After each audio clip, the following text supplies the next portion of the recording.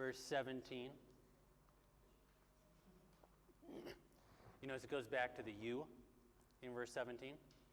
But if you call yourself a Jew, rely on the law, boast in God, know his will, approve what's excellent because you're instructed from the law, and if you are sure that you yourself are a guide to the blind, a light to those who are in darkness, an instructor of the foolish, a teacher of children, having in the law the embodiment of knowledge and truth. All right, what is all that? Big list of what? Descriptions of Jews. These are Jewish privileges and responsibilities. All that stuff about being a guide to the blind, a light to those in darkness. Who would be the blind? Who would be those in the darkness? Gentiles, right? So these are all privileges that the Jews have because of their calling, responsibilities that they had, to be a light to those in the darkness, a guide to those who are blind. This would be reminding us of a text like what Old Testament text? Okay, Isaiah.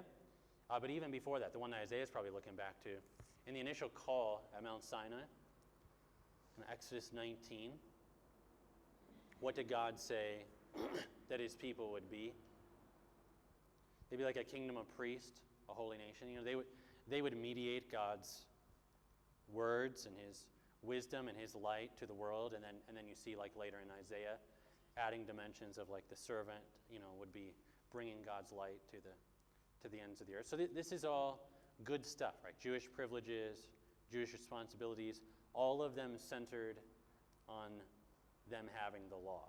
I mean, you look through that list, you rely on the law, you know his will, you approve what's excellent because you're instructed from the law. This is the thing God gave you to give to other people so that they too could know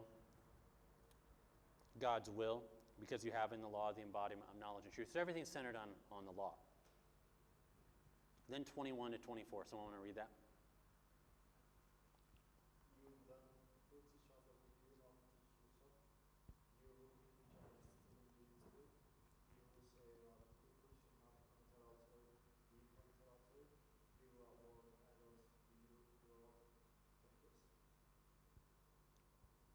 Yeah, down to 24. Yep. You boast in the Lord, you dishonor God by breaking the law, as it is written. God's name is blasphemed among the confess because of you. Okay, so 2:17 to 20, all these privileges and responsibilities. 21 to 24, what was that?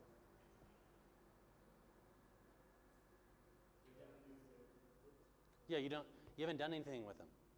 You've had all these privileges, you haven't done anything. Maybe you teach others something, but you don't do it yourself. You tell people, hey, you shouldn't do this, but you do it. And it's all getting back to the idea, Jewish people are just as guilty as anybody else.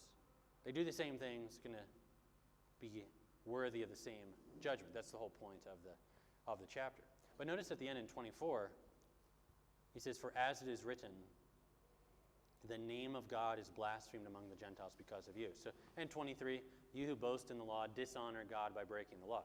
So you go to chapter 1, and the condemnation of humanity is what? Although you knew God,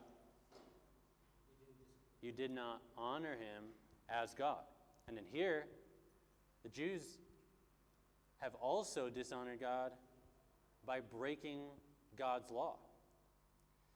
And then, not just that, verse 24, quoting from Isaiah, this is a story of Israel in the Old Testament as well. "For as it is written, the name of God is blasphemed among the Gentiles because of you." You've actually, instead of bringing Gentiles to worship the God of Israel, you've actually led the Gentiles to blaspheme God. You have not helped them. If anything, you've hindered them through your disobedience, through excluding them. I mean, all kinds of things that the Jews have done through their hypocrisy. They have failed to fulfill their calling, and if anything, have not led to Gentiles becoming worshipers of God, but rather blasphemers of God. And he's quoting from Isaiah because this is a story in the Old Testament that God's people, God put his law there, he put his temple there, they failed to live for him, and that led people to not want him, Now verse 25. So all of that stuff was focused on the law. Yeah, go ahead. I just wanted to ask you a quick question about 23 or 22. Yeah. He says, "You who abhor idols, do you rob temples?" That's just like I kind of doubt the Jews are robbing temples. Yeah, so there's a lot of questions. One thing, not everything here is true of every single Jew.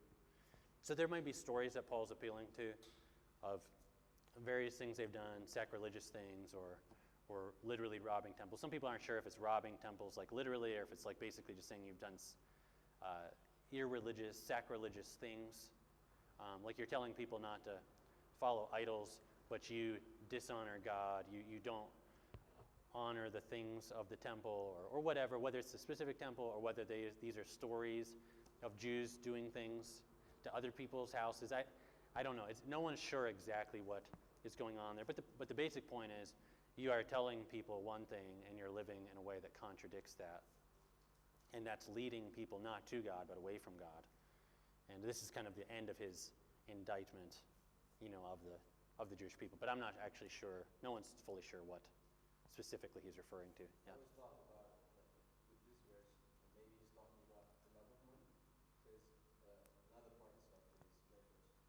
He says that the love of money is idolatry. Yeah, I mean, that could be. It's just kind of a question of like, is this literally about Jewish people going into temples and stealing stuff? Or is he using that as some sort of like metaphor for robbing God in tithes and offerings, like Malachi talks about, or doing various horrible things in the temple and defiling the temple, like Ezekiel talks about. It's just unclear to me, how specific, how literally we're supposed to understand the robbing of temples, or whether that's supposed to be some picture of generally not honoring God and the things of God. But in any event, Jews haven't fulfilled their calling. They failed it, haven't brought Gentiles to God, have led Gentiles away from God. And even though they had the law is not enough to spare them from judgment. This has been, Paul goes after the law. You have the law, you haven't responded to the law. The law is not going to be enough to spare you from judgment. Hearers of the law are not spared. It's only doers of the law who are spared. Just having the law isn't enough. And the second thing about being a Jew that they often appeal to is having the sign of circumcision. This is the physical sign that shows we are not like the Gentiles. And so Paul goes after that at the end of chapter 2. 2:25. For circumcision indeed is of value if you obey the law. But if you break the law, your circumcision becomes uncircumcision. Like you end up in the same place as a Gentile. You break God's law, you are no better off than a Gentile. But he goes on.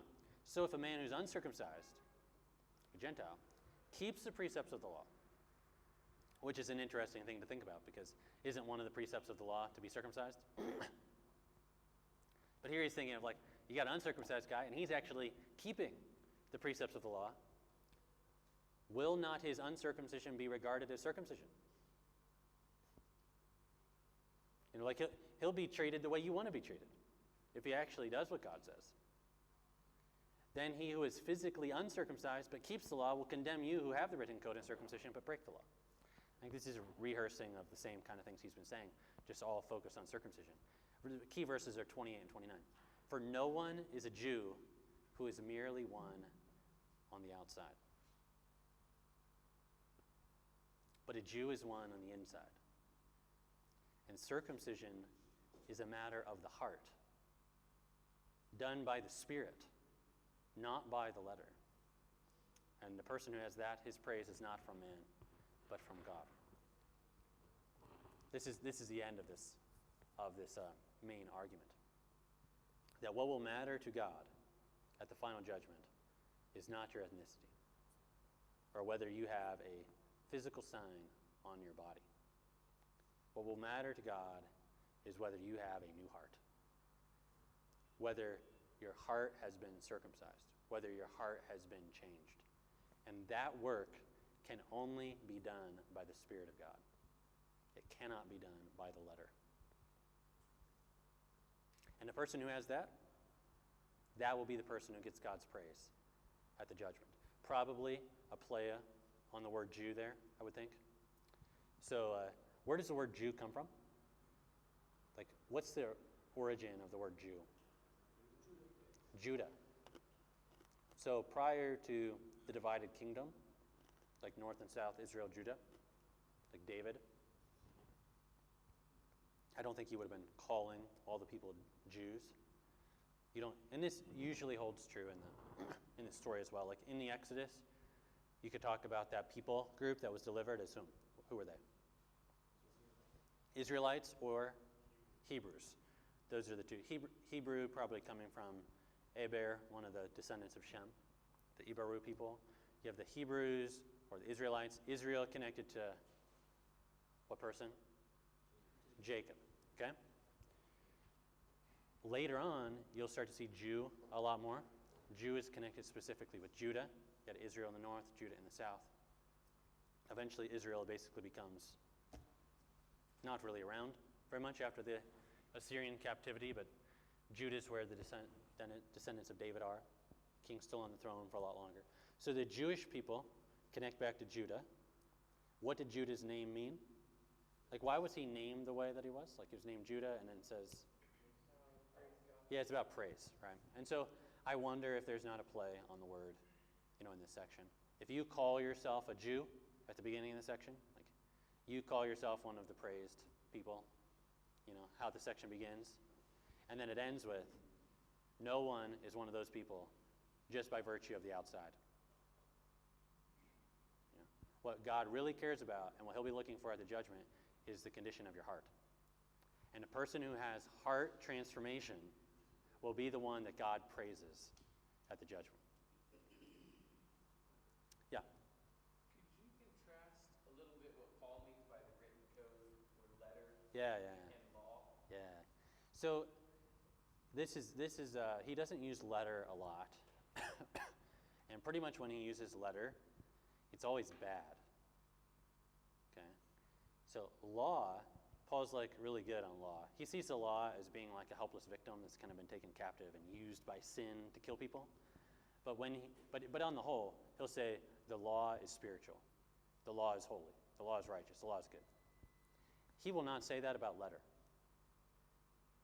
You won't see Paul say the letter is holy, or the letter is righteous, or the letter is good. Okay, so then there's a question, what does he mean by letter? Usually, in fact, it may be every case where he uses letter, he contrasts letter with spirit, with the Spirit. And so it's kind of unclear, sometimes what he means by letter, but I think he's talking about law as law. The law as letters of stone, or letters carved in tablets of stone, like the cold, hard rule of law, something like that.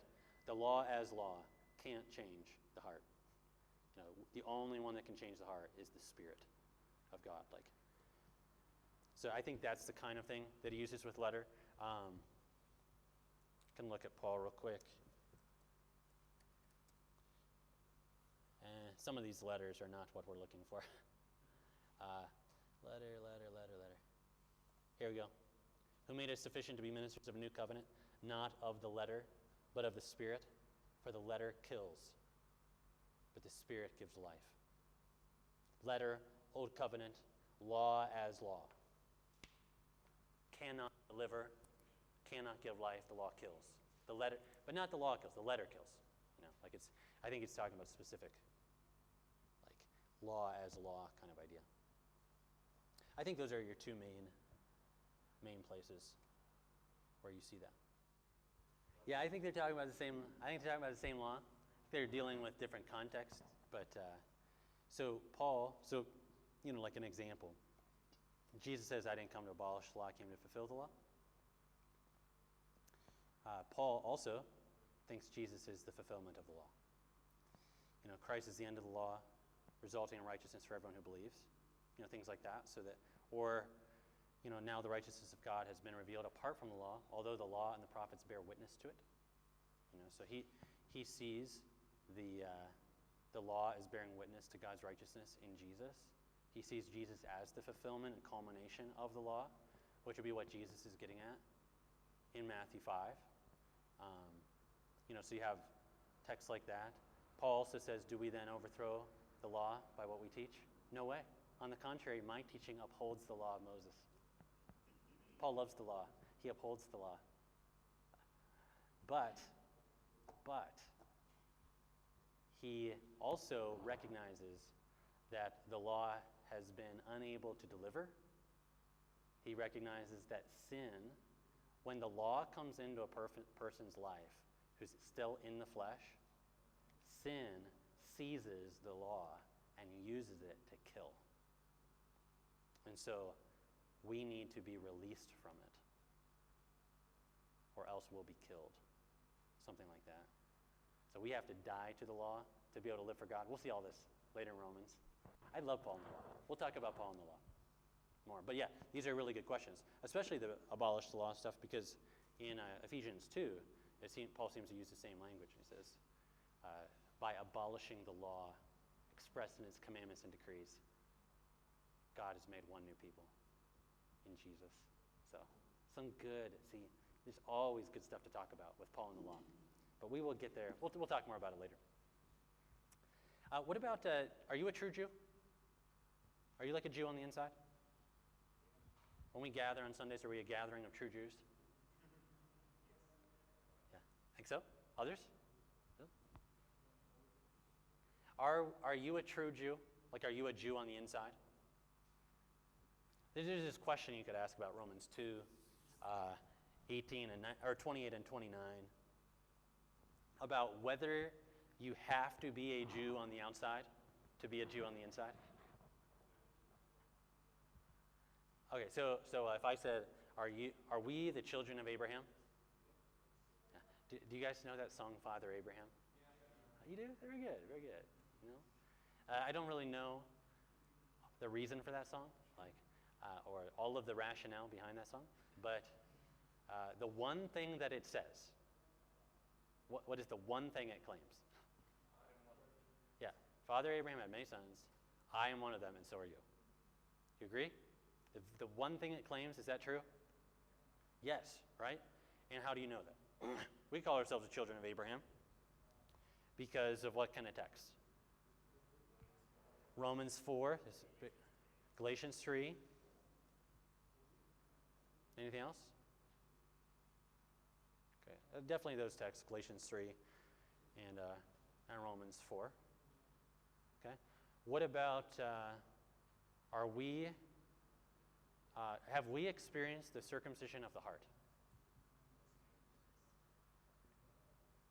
Think so? Okay. Even as Gentiles? Okay. All right. By the way, interesting text. If you ever want to go back and compare some of what we see here in Romans 2, say, does the Old Testament ever talk like this? I think Jeremiah 9 is a good example. Someone want to read 23 to 26? That's like Romans 2 right there. Notice the list too. That would have been really offensive, I'm sure. Egypt, all these nations that are not circumcised, or circumcised merely in the flesh. Egypt, Judah, Ammon. Just throw in Judah right in the mix. So the idea that Israel had not received the circumcision of the heart, this is back in Moses' day, this is in the prophets, this is not something new here. And that really what you needed was heart circumcision, which was one of the promises really of the new covenant, basically. I think going back even as far as Deuteronomy 30, when Moses says, basically, I know up to this day you haven't received the heart that you need. But one day, on the other side of exile, God is going to circumcise the heart of you and your offspring so that you will love the Lord your God with all your heart. And this hope that one day God would do the heart change, heart transformation, like Ezekiel 36, Jeremiah 31, Paul was saying that's what you need. That is what God will care about at the final judgment, is whether you've received that kind of circumcision. Now, then I say, well, have we received that? And I would say, yes, on the basis of what text? Maybe this one, but this one's like, this is kind of the one I'm working through, like, is this the same thing with Gentiles as Jews? Like, but what are other texts that maybe call us the circumcision? Okay, Philippians 3, Paul says, look out for the dogs, look out for those who mutilate the flesh. That's how he likes to call the, I'm sure, he's really, really offensive. Because he's talking about like Jewish people who are coming into the church in Philippi, trying to force Gentiles to be circumcised. And he says, look out for the dogs, because that's like classic, like really, Jewish way to describe Gentiles. Because you Gentile Christians need to look out for the dogs. Look out for those who mutilate the flesh. For we are the true circumcision, who worship God by the Spirit. Yeah, so that's Philippians 3. Who worship by the Spirit of God and glory in Christ Jesus, but no confidence in the flesh. Like in signs like physical circumcision. What else? Circumcision? What is it? Colossians 2. Other great texts on this. Colossians 2:11. In Christ also you were circumcised, with a circumcision made without hands, by putting off the body of the flesh by the circumcision of Christ, having been buried with him in baptism, in which you are also raised with him through faith in the powerful working of God who raised him from the dead. And you who were dead in your trespasses and the uncircumcision of your flesh, God made alive together with him, having forgiven us all our trespasses. So there, Paul is clearly talking to uncircumcised Gentile people and saying, in Christ you have received the circumcision that you need. Okay, so like we could call Christians today children of Abraham, true circumcision. Can we call Christians today the true Jews? Jews on the inside. This is definitely not something Paul does often, but it kind of is the question in Romans 2:28 and 29. Does being a Jew on the outside, is that a prerequisite? Being a Jew on the outside to being a Jew on the inside? Or does being a Jew on the outside have nothing to do with being a Jew on the inside? That's kind of the question. I kind of lean towards the second, that I think Paul is saying if you have received the circumcision of the heart done by the Spirit, then you are the kind of person that God is looking for at the judgment. You're the kind of person who received the praise from God. You're a true Jew. Although this is not the kind of language he uses a lot. This would be very offensive to Jewish people. See, this is not, I think this is all has ramifications for the church, but a lot of his argument here, this whole discussion, he's rehearsing his normal kind of discussions with Jewish people. Like this guy that represents Jewish people, like I don't think this guy is like a Jewish Christian in Rome necessarily. Like this is just like a normal Jew. These are the kind of arguments I deal with all the time. This is the kind of thing I say. Jews are just as guilty as Gentiles. Being a Jew on the outside is insufficient to spare you at the final judgment. Having the law is not enough. Having circumcision is not enough. All that God's looking for at the final judgment is your heart. Has he performed by his Spirit the transformation of your heart? If he's done that, you'll get praise at the judgment. If he hasn't, you'll get judgment. Now, what would be the obvious question that any Jew would ask in response to that? Maybe even Christian Jews. Be like, Paul, if that's true, then what was the point of circumcision, of being a Jew at all? I mean, you go back and you start thinking about what shame, what suffering they experienced, especially like in the last couple hundred years before the New Testament, when they're like basically dominated by other powers. You know, like to hold on to circumcision, to hold on to the food laws. Like if you read some of that intertestamental literature, like they did this kind of stuff at great cost to themselves. You know, there's stories, powerful stories of, you know, a lady like with her 7 sons being all put to death before her eyes because they wouldn't violate the food laws. You know, there's real pressure on Jewish people holding on to circumcision. All kinds of pressure to become like a a Gentile, to Hellenize. And Paul just kind of says, you know what? That doesn't matter. And so then this leads to that question in chapter 3, then what advantage has the Jew, or what's the point of circumcision? You think of how many animals did Israel sacrifice over the years? Probably millions of animals that they sacrificed. I mean, their whole life, their calendar, their whole calendar was shaped by the law. I mean, what was the point if it doesn't matter at the end? This is the kind of question Paul poses. And what's his answer? You would expect his answer to be, it doesn't matter. What advantage has the Jew? None. And what does he say? So much. Much in every way. So you follow that? What advantage has the Jew? What's the value of circumcision? So much value. So much value. What does he mean? So much value. Because then you look at chapter 3, verse 9, and what does he say? So then are we Jews any better off? Yes. And the answer is no, not at all. So what's the deal with that? What kind of value is he talking about? In one way, if I say, is there value in being a Jew? Yes. Is there value in being a Jew? Not at all. What do I mean? There's got to be something, you got to clarify what the question is. Is there value in being an ethnic Jew at the final judgment? No.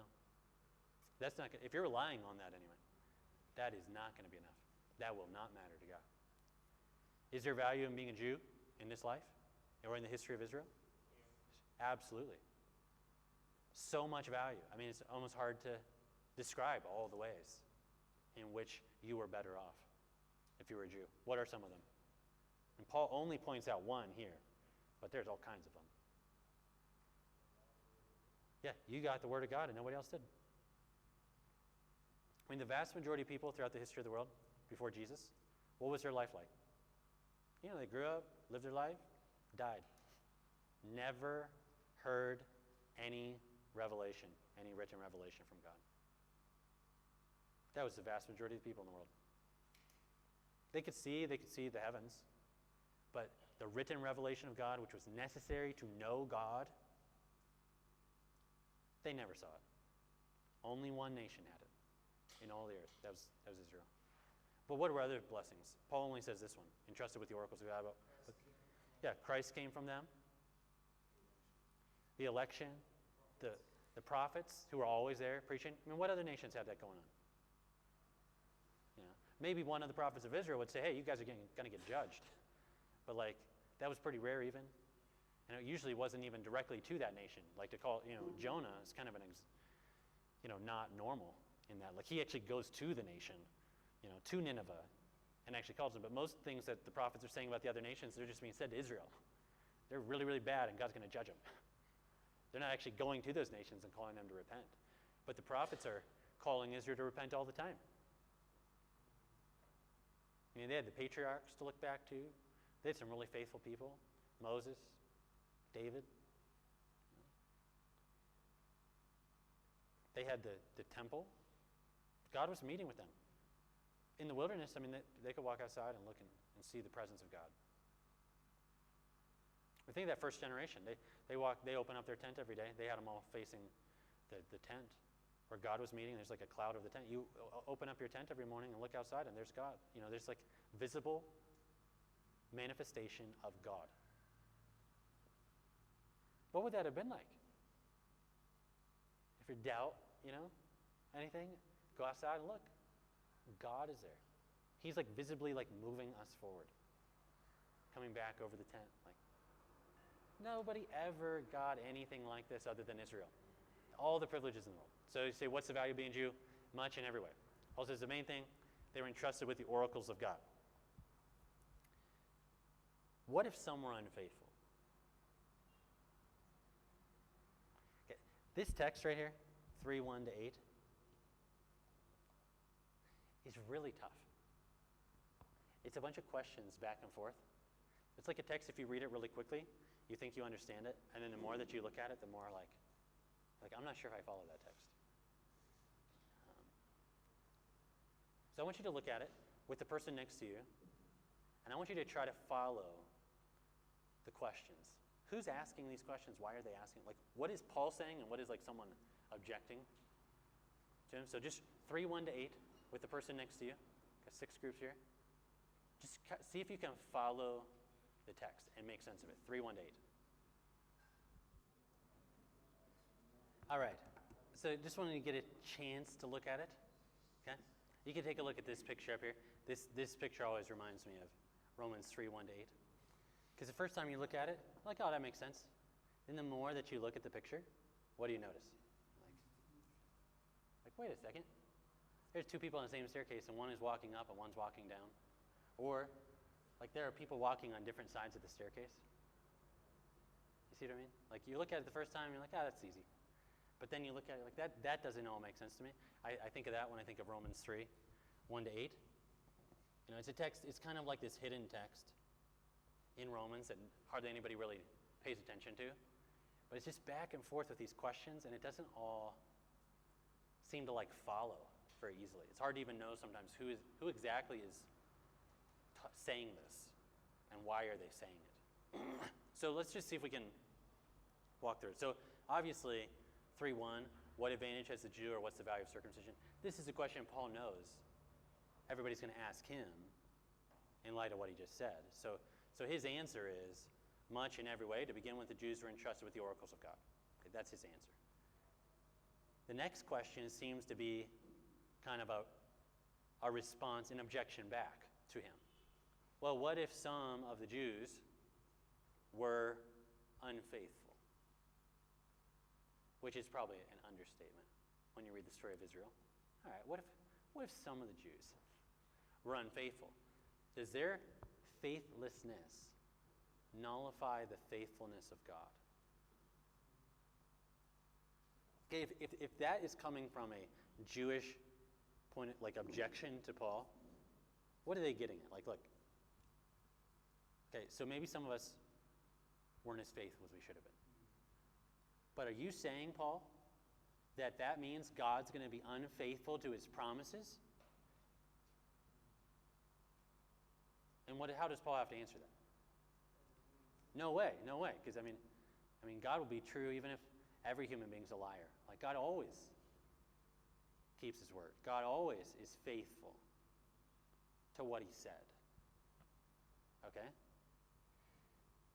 Now, from the Jewish, objection kind of side of things, when they're saying that, what if some of us were unfaithful? Well, does that mean God's not going to be faithful to what he promised? What do they think he promised?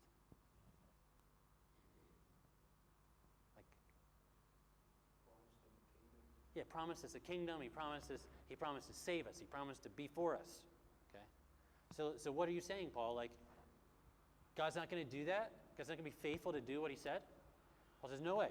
God will be true even if every person is a liar, and this is how faithful he'll be. Just like he said, or just like it's written in this half of a verse. Paul really likes halves of verses. By the way, some of his most important theology comes out of half verses in the Old Testament. Where is this from? We read it earlier. Paul just kind of throws this out there. God will be faithful even if every person is a liar, and this is how faithful he'll be, just like it's written, that you may be justified in your words and prevail when you're judged. Who said that? David. What words was he talking about? God, you will be justified in your words. What words? Remember, we saw this earlier today. In the words of judgment against me. But I think this verse is this is the key verse of this section. Paul said, you know how faithful God will be to you? He'll be faithful to judge you when you sin. Just like David said, God, you are completely right to judge even me for what I've done. You will prevail. Is that talking about chastisement or judgment? Well, I think it's I understand what you're saying, because, in the end, David is a faithful man who loves the Lord. And so God is disciplining him as a son. But I think the point is just, like, when David's talking about these words of judgment, he's saying, like, God, I know what I've done. And you're completely right to say things like, this sword will never depart from my house. To say my son's going to die. To say those horrible things, you're right to say it. Because you're being faithful to what you said in your covenant when you do that to me. And I think this is Paul's point. God's faithfulness to Israel is not simply his faithfulness to save them. God's faithfulness is his faithfulness to judge them when they sin. And from that point on, I think the argument kind of goes kind of crazy at that point. Because then they start saying, like, well, but if our unrighteousness serves to show the righteousness of God, what shall we say? That God's unrighteous to inflict wrath on us? In other words, like, but Paul, I mean, okay, but if we're bad, doesn't that at least make God look better? I mean, is that true? Does our being bad make God look better? Maybe, right? So if I'm actually making God look better, then what? Then God should not be judging me for that. And Paul says, I'm speaking in a human way. He's saying that we're getting way off the rails here.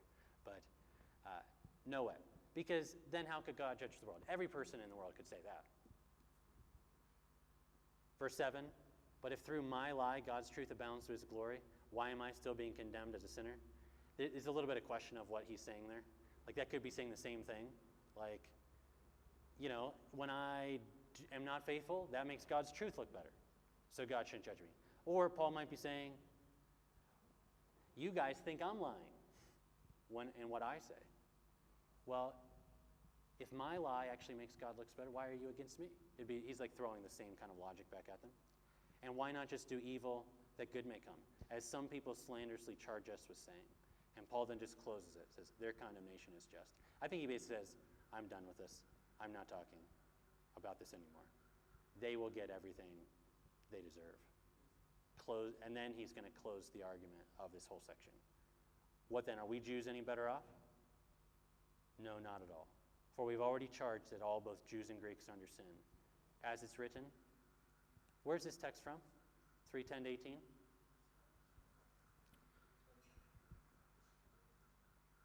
Do you know that? That's from 6 different passages. It looks like one in our English text, but that's 6 different texts. 5 of them from Psalms, 1 from Isaiah. None is righteous, no, not one. No one understands, no one seeks for God. All have turned aside, together they become worthless. No one does good, not even one. Okay. That's from Psalm 14 and Psalm 53. I don't know if you've ever looked at that. Psalm 14 and 53 are basically the same psalm. Like 2 of the psalms are maybe identical. I don't know if there's even a single difference between Psalm 14 and 53. It starts with, the fool said in his heart, there is no God. And then it says the Lord looks down from heaven on the children of man to see if there's any who does good. And what does he find? There's no one who does good, not even one. They've all turned aside. What's the emphasis of verses 10 to 12? There's not a single person anywhere who's righteous before God. There's not even one. They've all turned aside. Then look at verses 13 through 18. What do you notice when you look at those? There's a similarity between those. Those are from different texts. Those are not all from the same text, but he's stitching them together. It's about, look at the body parts. Right? Their throat is an open grave. They use their tongues to deceive. The venom of asps is under their lips. Their mouth is full of curses and bitterness. And then verses 15 through 17, what does he talk about? Their feet, their paths, their ways. And then verse 18, their eyes.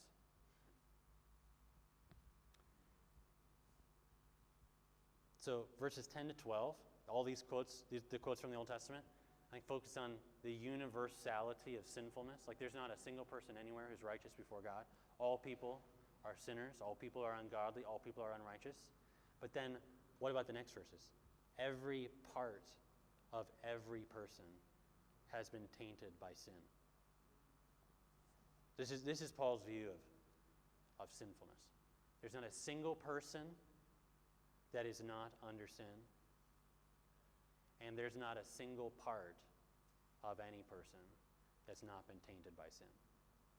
From what we say to where we go to what we see. Every part of us has been tainted by sin. Yeah, I don't know that that's actually saying anything different.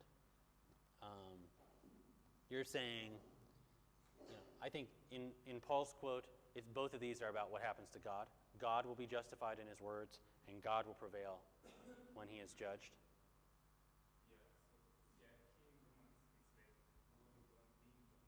Mm-hmm. Yep. Yeah. Yep.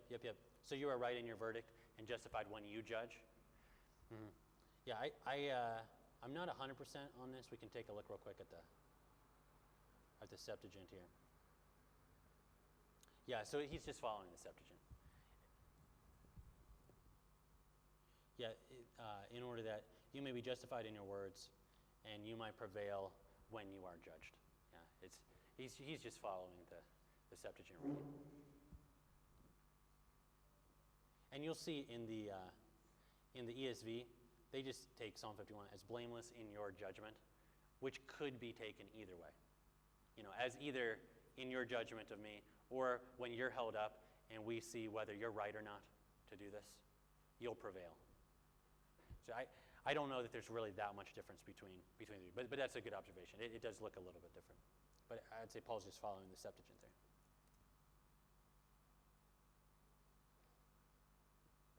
And then by the way, those quotes from the Old Testament, I do think there's something interesting Paul does with those. Like, not only does he stitch all these texts together, which is called there's different names for that, like a composite citation, or is probably a good way to talk about it, when he puts a bunch of texts together.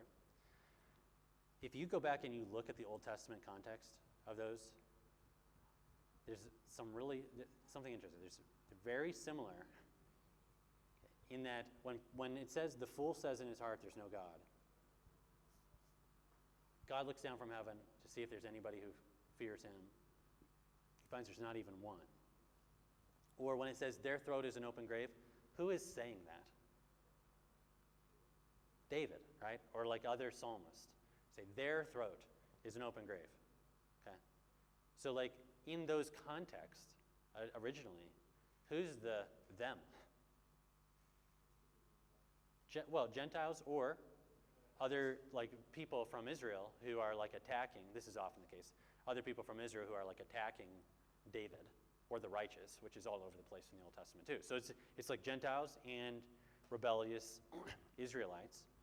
But my point is in those Old Testament contexts, it's always being written, almost always anyway, being written from the vantage point of a person who says, I'm not them, like in that context. Like that their throat, their lips, there's no fear of God before their eyes.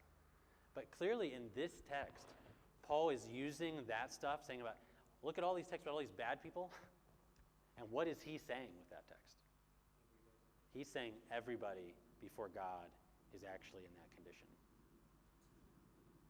So that's interesting. Because in the Old Testament context, those are from a person who's in the right with God, talking about all the other people. But in this text, Paul is using those texts together to say, this is actually true of all human beings, I would say, outside of Christ. All human beings are sinful, and every part's been tainted. Yeah, so I think it's a good question, because it is tough. I mean, if you go back and look at these texts, it's always, or almost always, from a individual who's saying, like, I'm not part of that group. Like, I fear you, Lord. There's no fear of God in their eyes. So I would probably say that in the Psalms, this is being written from the vantage point of someone who is now in the right with God. Paul, in this text, I think is talking about all people outside of Christ. And he is saying, like, that's actually true of every person from every ethnicity outside of Christ.